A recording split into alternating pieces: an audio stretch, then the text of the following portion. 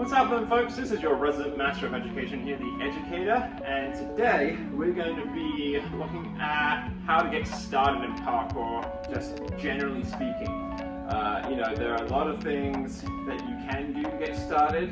We've had some tutorials already on some parkour techniques, some more geared towards beginners, some a little bit more advanced. But what if you have like zero experience and you have no idea where to get started? So that's what we're going to be looking at today. And today we're going to be using our dandy American Parkour Precision Sticks. Now these are super simple to use and they're super versatile, and you can use them in a myriad of different ways. Particularly for balance, jumping, you can add them into lines, you can even prop them up on the corner to use as a tic-tac.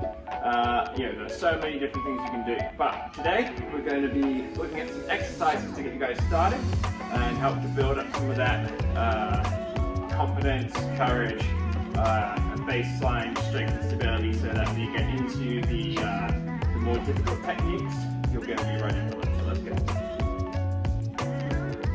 Stability is often overlooked in parkour, and it's highly important to train to avoid injury or joint pain. These compass balances are a really good way to introduce the body to some of the awkward positions you may find yourself in and learn how to counteract them.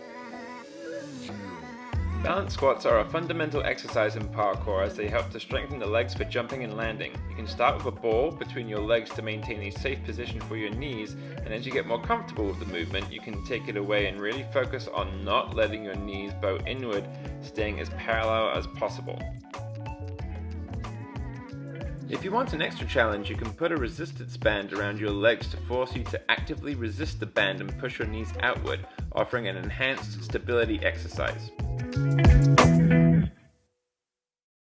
Precision jumps are a staple skill in parkour and must be practiced often. The precision sticks are perfect for drilling these. Challenge yourself by pivoting and jumping back, making sure to land as softly as possible and holding each landing for a minimum of 3 seconds. The precision sticks can also be used in a number of novel ways, like training skills like the tic-tac, and as a visual and physical marker for ground kongs. Training movements like these close to the ground will give you more confidence for when you apply it to the actual movements. The precision sticks can also be used to train advanced strength and balance training too. The pistol squat is king for single leg strength, stability and balance. Be sure though, if you're doing any of these exercises, that your body is ready for them and have done the appropriate prerequisite exercises that lead up to them.